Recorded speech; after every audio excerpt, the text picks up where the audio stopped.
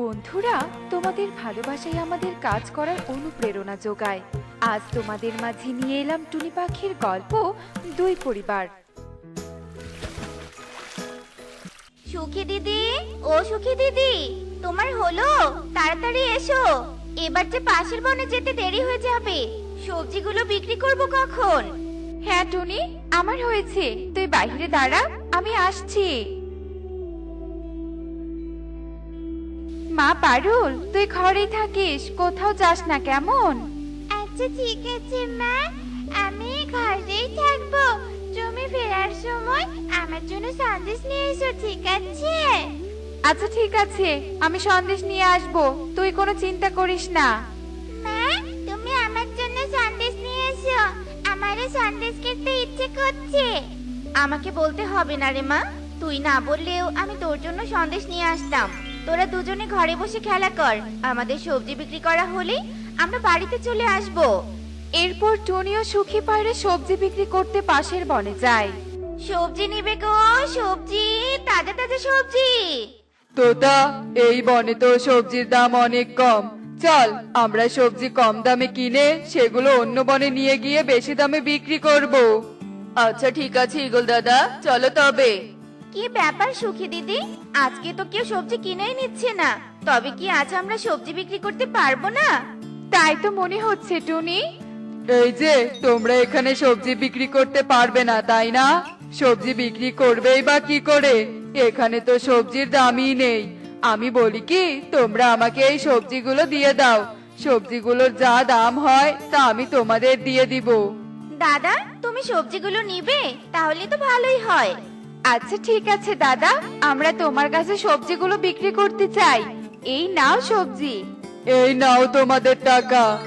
দাদা, এখানে তো অনেক কম টাকা। আমরা প্রতিদিন সবজি বিক্রি করে যা টাকা পাই, এতে তো তার অর্ধেকও নেই। এখন তো সবজির দাম নেই, তাছাড়া আমরাও এই দাম দিয়েই সবজি কিনে নেই। তোমরা চাইলে আমরা প্রতিদিন তোমাদের কাছে সবজি কিনে নিব, তোমাদের কোনো আপত্তি নেই তো? না দাদা, আমাদের কোনো আপত্তি নেই, আমরা তোমাদের কাছেই সবজি বিক্রি করব। এরপর এগুলো তো তা সবজি নিয়ে সেখান থেকে চলে যায়। আর টুনি ও সুখী পায়রাও সেখান থেকে চলে যায়। আর এসব কিছু দূরে বসে দেখছিল কাকুলি। আরে, এখন থেকে তো টুনি আর সুখী বেশ আরামে সবজি বিক্রি করবে। তা আমি কিছুতেই হতে দিব না, আমাকে এক্ষুনি ঈগল দাদার কাছে যেতে হবে।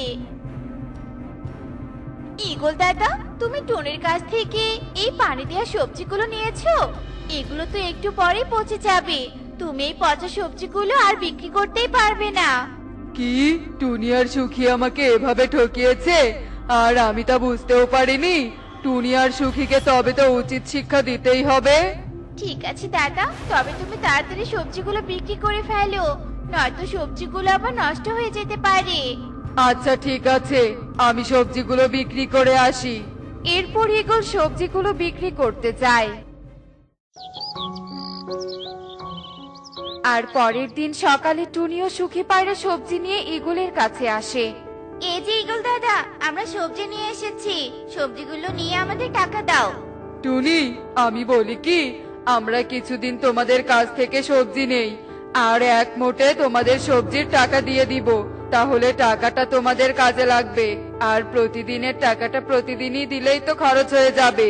তা অবশ্য তুমি ঠিক বলেছো। আচ্ছা ঠিক আছে, আমরা তোমাদের কাছে এক মুঠি টাকাটা নিব। এভাবেই বেশ কিছুদিন টুনি ও সুখী পায়রা ঈগল ও তোতাকে সবজি দেয়, কিন্তু ঈগল ও তোতা সবজি নিয়ে টুনি ও সুখী পায়রাকে কোনো টাকাই দেয় না। ঈগল দাদা, বেশ কিছুদিন তো হয়ে গেল, এবার আমাদের সবজির টাকাগুলো দিয়ে দাও। আরে টুনি, তোমরা চিন্তা করো না, আমরা তো পালিয়ে যাইনি, তোমাদের টাকা ঠিক পেয়ে যাবে। টুনি, এই ঈগল দাদা মনে হয় আমাদের ঠকাচ্ছে।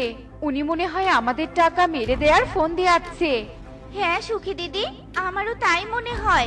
আমরা আর ঈগল দাদার কাছে সবজি বিক্রি করব না, আমরা অন্য কোথাও সবজি বিক্রি করব।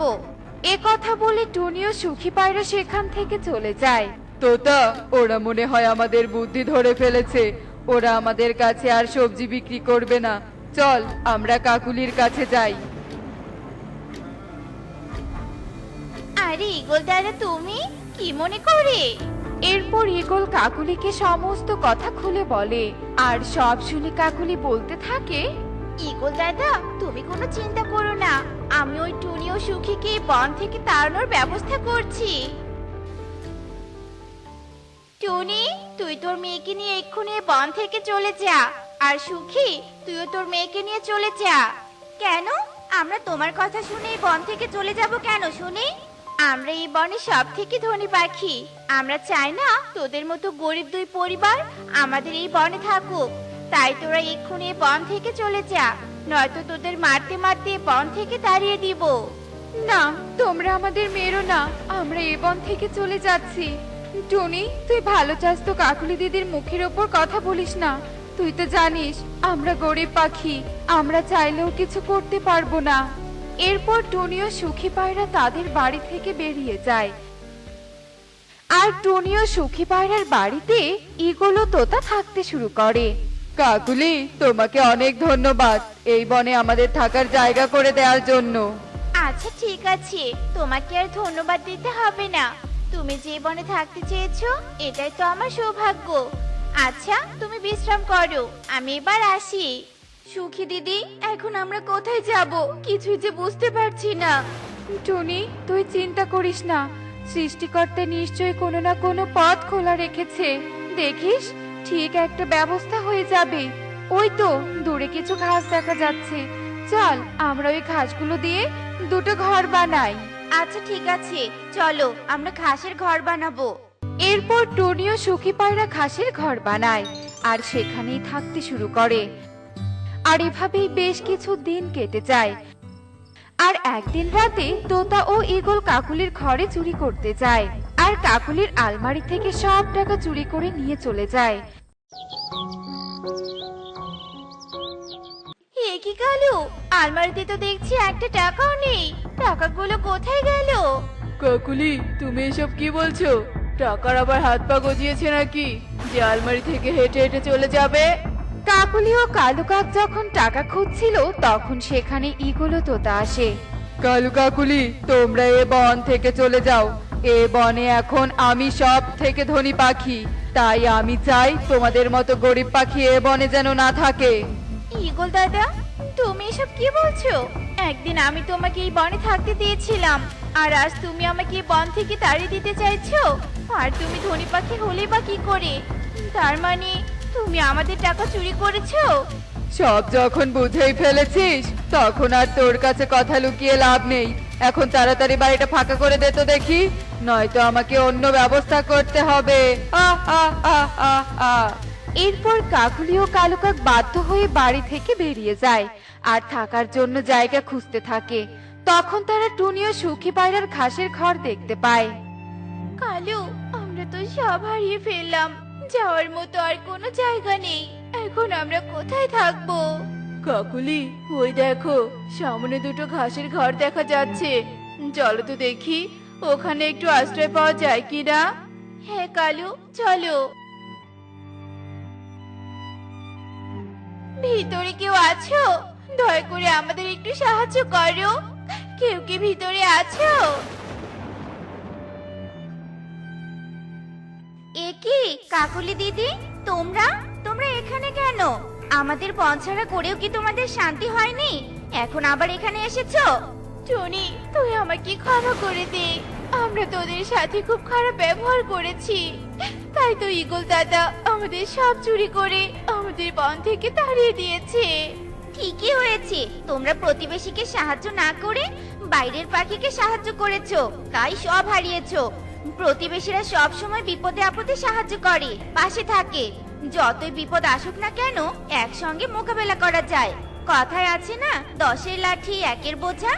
আজ তোমরা যদি আমাদের বন ছাড়া না করতে, তবে আর তোমাদের ও বন ছাড়া হতে হতো না।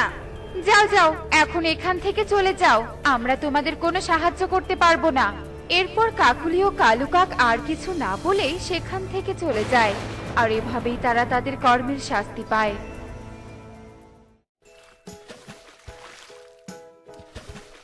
দেখলে তো বন্ধুরা, অন্যকে বিপদে ফেলতে চাইলে কিভাবে নিজেদের বিপদে পড়তে হয়। তাই আমরা কখনো অন্যের ক্ষতি করব না, একে অন্যকে সাহায্য করব।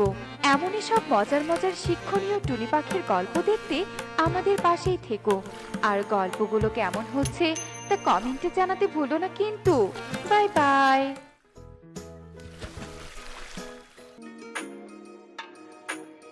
আজ এই বনের রানী আমি তোমাকে ঘোষণা করলাম। আজ থেকে এই বনের ভালো মন্দ দেখার দায়িত্ব তোমার। এবার তুমি বনে ঢেড়া পিটিয়ে ঘোষণা করে দাও, আমার কাজ শেষ। তবে এবার আমি চলি। আমি কি সুন্দর, আর মুকুট পরে আমাকে আরো বেশি সুন্দর লাগছে। সত্যি এই বনের রানী হওয়ার যোগ্য একমাত্র আমি। মা, তবে কি আমি রানীর কন্যা রাজকুমারী মোটুসি? তবে তো আমি অন্য পাখিদের থেকে একদম আলাদা, তাই না মা? হ্যাঁ, তা তো অবশ্যই। তোর সাথে কি অন্যদের তুলনা চলে? যাকে প্রহরী, প্রহরী, এই যে প্রহরী, বনে ঢেড়া পিটিয়ে ঘোষণা করে দাও, আজ থেকে এই বনের রানী হলাম আমি। আচ্ছা ঠিক আছে রানীমা। শোনো শোনো শোনো, বনের পাখিদের জন্য একটি জরুরি ঘোষণা। এবার এ বনের রানী হিসেবে মায়াপরী ময়ূরীকে মুকুট পরিয়ে দিয়েছে। আজ থেকে এ বনের রানী হলো ময়ূরী। শোনো শোনো শোনো। শুনেছিস টুনি, আজকের ঘোষণা, আমাদের বনের নতুন রানী ঘোষণা করা হয়েছে। এবার এই বনের রানী হলো ময়ূরী। হ্যাঁ, তা তো আমিও শুনেছি। ময়ূরী তো আগে থেকেই তার রূপ নিয়ে অহংকার করত, এখন তো আবার রানী হয়েছে। বিধাতাই জানে আমাদের জন্য কি অপেক্ষা করছে। দেখাই যাক কি হয়। যাকগে টুনি, আমার জমিতে সার ছিটানো শেষ, আমি এবার চলি রে। এই বলে কালু কাক চলে যায়, আর টুনি তার জমি চাষ করতে থাকে। এদিকে ময়ূরী বনের রানী হয়ে আরো অহংকারী হয়ে ওঠে। সে বনের পাখিদের একদম সাহায্য করত না, বরং সব পাখিরা ময়ূরীর ভয়ে আতঙ্কে দিন কাটাতো। আরে মতুসি, তুই সাইকেল কিনেছিস দেখছি। শুধু সাইকেল নয়, আমাকে একটা নিউ কারও কিনে দিয়েছে। আমার কারটা তো অনেক সুন্দর দেখতে। তোর নতুন কারও আছে? আর আমাদের তো একটা সাইকেলও নেই। যাকে মা বলেছে অন্যের জিনিস দেখে লোভ করতে নেই, নিজের যা আছে তাই নিয়ে খুশি থাকতে হয়। সেটা তোর মা গরিব বলে একথা বলেছে। সাইকেল বা কার কিনে দেবার মতো তো তোর মায়ের ক্ষমতা নেই। তোদের মতো ছোট পাখির সাথে আমি কেন যে কথা বলছি? দেখো, রানী মেয়ে হয়েছিস দেখে তোর এত অহংকার। শোন, একটা কথা সবসময় মনে রাখবি, অহংকারের ফল কখনোই ভালো হয় না, বুঝেছিস? আর তুই কি আমাদের সাথে কথা বলবি না? আমরা আজকে থেকে তোর সাথে কোনো কথাই বলবো না, তোকে কোনো দিন খেলতেও নিব না। এত বড় অপমান! আমি তাদের দেখে নেব তাদের। এরপর মৌটুসি রেগে গিয়ে সাইকেল নিয়ে সেখান থেকে চলে যায়। আর কিছু দূর যেতেই একটা গাছের শেকড়ে হোঁচট খেয়ে মৌটুসি পড়ে যায়। শয়তান গাছ, তুই শিকড়ে ভাবে চারপাশে ছড়িয়ে দিয়ে আমাকে ফেলে দিলি। তুই জানিস আমি কে? আমি হলাম রাজকুমারী মৌটুসি। আমাকে ফেলে দেওয়ার শাস্তি তোকে এবার পেতেই হবে। এরপর মৌটুসি রাগ করে সেখান থেকে চলে যায়, আর বাড়ি গিয়ে কাঁদতে কাঁদতে তার মাকে সমস্ত ঘটনা খুলে বলে। মা, আমি চাই ওই গাছ আর তোকে শাস্তি পাক। তুমি এক্ষুনি প্রহরী পাঠিয়ে তোকেদের বাড়িটা ভেঙে দাও মা, আর ওই গাছটাও কেটে ফেলো। তোকে আর কাঁদতে হবে না, ওদের শাস্তির ব্যবস্থা আমি করে দিচ্ছি। প্রহরী, প্রহরী, যাও এক্ষুনি টুনিদের বাড়িটা ভেঙে দিয়ে এসো, আর এই পথের মাঝে গাছটাও কেটে ফেলবে। রানীর এমন আদেশে প্রহরীরা টুনির বাড়ি ভেঙে দেয়, আর বনের সেই গাছটাও কেটে ফেলে। কাঁদিস না টুনি, আমরা সকলে মিলে নতুন করে আবার তোর ঘর বানিয়ে দিব। এরপর সকল পাখি মিলে টুনির জন্য একটা নতুন ঘর তৈরি করে দেয়। একদিন, মা, উত্তরের রাস্তার কাছে অনেক শিকড়, আমার সাইকেল চালাতে অনেক কষ্ট হয়। তুমি উত্তরের সব গাছ কেটে ফেলো, আমার ওই পথে যেতে অসুবিধা হয়। আচ্ছা, আমি সব গাছ কাটার ব্যবস্থা করে দিচ্ছি। প্রহরী, এই যে এই গাছটা কেটে ফেলো। আমাকে কেটো না, আমাকে দয়া করে কেটো না, আমার গুড়ি থেকে নতুন চারা বেরোচ্ছে। দয়া করে আমাকে বাঁচতে দাও আমাকে। একদম টাকা কাটা কাটবে না, শিকড়গুলো ছড়িয়ে ছিটিয়ে দেওয়ার সময় মনে থাকে না? এখন খেতে একদম লাভ নেই। এই যে প্রহরী, এই গাছটা আগে কাটো তো। আর মুহূর্তের মধ্যেই উত্তরের সব গাছ কেটে ফেলা হয়। রানী ময়ূরী সবসময় শুধু নিজেকে নিয়েই ভাবতো। বনে একদম বৃষ্টি হচ্ছে না, চারপাশ শুকিয়ে কাঠ হয়ে যাচ্ছে। আমাদের সবুজ শ্যামল বনটা ওই রানীর জন্য শেষ হতে বসেছে। বনের এই অনাবৃষ্টির কারণ হলো ওই রানী। রানী নির্বিচারে গাছ কাটছে, আর গাছ কাটার জন্য পরিবেশের ভারসাম্য নষ্ট হচ্ছে।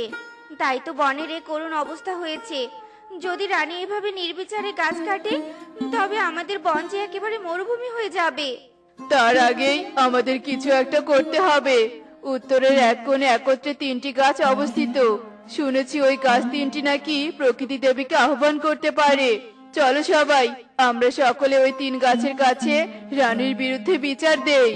হ্যাঁ হ্যাঁ, চলো চলো। এরপর সকল পাখি একত্রে ওই 3 গাছের কাছে যায়, আর 3 গাছকে সমস্ত কথা খুলে বলে। ওই রানী আমাদের প্রকৃতির সৌন্দর্য নষ্ট করেছে, আমার গাছ ভাই বোন সহ পাখিদেরও কষ্ট দিয়েছে। তাই এবার ওই ময়ূরের পরিবারকে শাস্তি পেতেই হবে। তুই একদম ঠিক বলেছিস।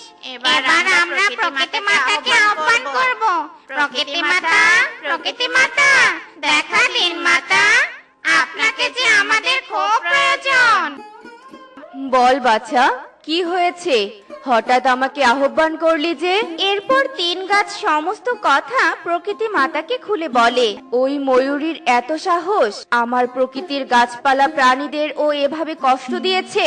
3 গাছ, ওই রানী তার ক্ষমতার জোরে তোমাদের বাকি গাছ বন্ধুকে নিধন করেছে। তাই আমি চাই তোমরা 3 গাছই ওই রানীর বিচার করো। হ্যাঁ হ্যাঁ, আমরাও 3 গাছের বিচার দেখতে চাই। পাখিরা, তোমরা যাও আর ওই ময়ূরের পরিবারকে এখানে ধরে নিয়ে এসো। এরপর বনের সকল পাখি মিলে ময়ূরী আর মৌটুসিকে সেখানে ধরে নিয়ে আসে। তোদের এত বড় সাহস, আমাকে এখানে ধরে নিয়ে আসিস? আমি তোদের এই বন ছাড়া করেই ছাড়বো। তার হবে না, এবার আমরা 3 গাছ তোর বিচার করব। প্রকৃতি দেবী 3 গাছের উপর জাদু শক্তি প্রয়োগ করে। এরপর 3 গাছ তাদের শেকড় বের করে মৌটুসি আর ময়ূরীকে বেঁধে ফেলে। একদম উচিত শিক্ষা হয়েছে। গাছ, এবার এদের বেশি বেশি শাস্তি দাও। আমাদের ছেড়ে দাও, আমাদের ছেড়ে দাও, আমাদের মেরো না, আমাদের খুব লাগছে, আমাদের ছেড়ে দাও। যখন তোরা গাছ কাটতি, গাছকে আঘাত করতি, তখন কি তোরা তাদের কষ্ট বুঝেছিলি? তোদের জন্য আজ প্রকৃতির ভারসাম্য নষ্ট হয়েছে। গাছ তোদের বাঁচার জন্য প্রয়োজনীয় অক্সিজেন দেয়, আর সেই তোরা গাছ কেটে নিধন করেছিস। এমনিতেই ভুল হয়ে গেছে, আমাদের তোমরা ক্ষমা করে দাও। আমরা আমাদের ভুল বুঝতে পেরেছি।